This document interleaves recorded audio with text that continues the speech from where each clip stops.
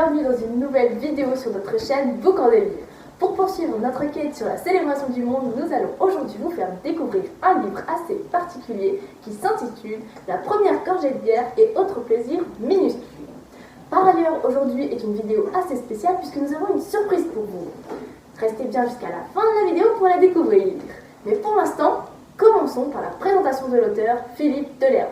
Philippe Delerme est donc un écrivain français né le 27 novembre 1950 dans le Val d'Oise et a donc aujourd'hui 71 ans.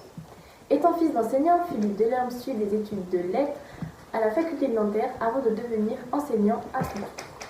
Il est l'auteur de divers recueils de poèmes en prose dont La première gorgée de bière et autres plaisirs minuscules qui a connu un immense succès. Ses débuts en tant qu'écrivain n'auront pas été faciles puisqu'il se heurte à des refus d'éditeurs. En 1983, l'œuvre La cinquième saison attire l'œil, mais c'est son recueil de poèmes en prose, La première gorgée de bière et autres plaisirs minuscules, qui le fait connaître du grand public en 1997. Il publie ensuite plusieurs ouvrages et livres pour enfants. Il met un terme à sa carrière d'enseignant en 2007 afin de se consacrer pleinement à son travail d'écrivain et a aujourd'hui obtenu 4 prix, le prix des libraires, le prix Alain Fournier, le prix national des bibliothécaires et le prix Grand Cousier. Ce recueil est composé de 34 courts récits qui évoquent des moments de la vie quotidien où l'on peut éprouver dans ces moments des petits plaisirs, souvent non justifiés, comme le montre le titre La première gorgée de bière. Le lecteur peut donc se sentir concerné par certains récits ou voir la totalité de ces derniers. On peut y trouver des dialogues assez simples, des conversations de la vie de tous les jours. L'une des particularités de ce roman est qu'il comporte des récits descriptifs. Il n'y a donc pas de place pour les personnages.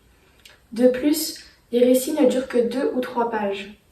Il n'y a pas non plus de mise en contexte de l'histoire, car on est plongé directement dans le souvenir. Un récit à peine terminé, on est déjà plongé dans le suivant, dans la précise description d'un moment de vie quotidien, et c'est ce qui fait la force de ce livre. On ne peut pas se sentir lassé d'une histoire puisqu'elle ne dure que quelques instants. Donc dans tout ce recueil, il y a plusieurs grands thèmes principaux, donc les habitudes, les événements et les sensations communes de la vie quotidienne. Chaque récit est différent du précédent, donc il est difficile de trouver une citation qui est représentative de tout le recueil.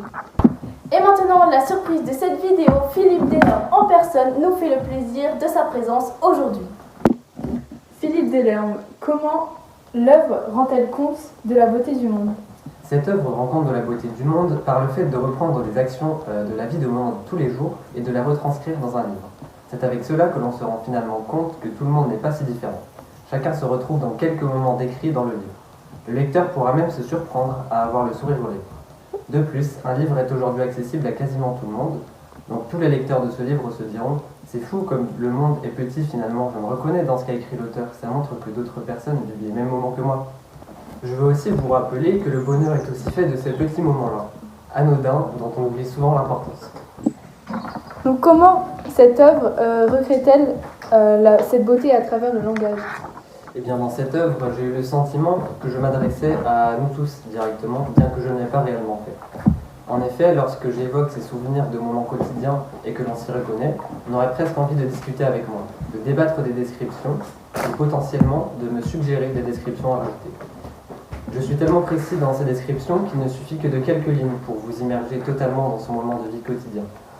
J'utilise un langage et un lexique qui rassemblent les pensées, et comme expliqué précédemment, c'est justement pour cela que cette œuvre rend compte de la beauté du monde, ici à travers le langage. Donc nous avons tous apprécié ce livre. Tout d'abord, nous avons trouvé ça intéressant de se replonger dans les souvenirs, pour certains enfouis. De plus, la compréhension est vraiment simple, même si à première vue on pourrait croire le contraire, étant donné que le livre date de 1997. A contrario, quelques récits nous ont interpellés de par leur non-validité dans notre époque, comme par exemple dans un vieux train ou appelé d'une cabine téléphonique ou encore le bruit de la dynamo. Mais en soi, cela ne nous a pas gênés car nous sommes alors plongés dans une époque que l'on n'a pas connue et on peut alors mieux se l'imaginer. De plus, c'est intéressant de découvrir le quotidien d'une personne des années 90. En lisant le titre de chaque récit, le lecteur est directement ancré dans sa mémoire à la recherche de ce souvenir possiblement vécu. Ce roman nous mène alors à une réflexion.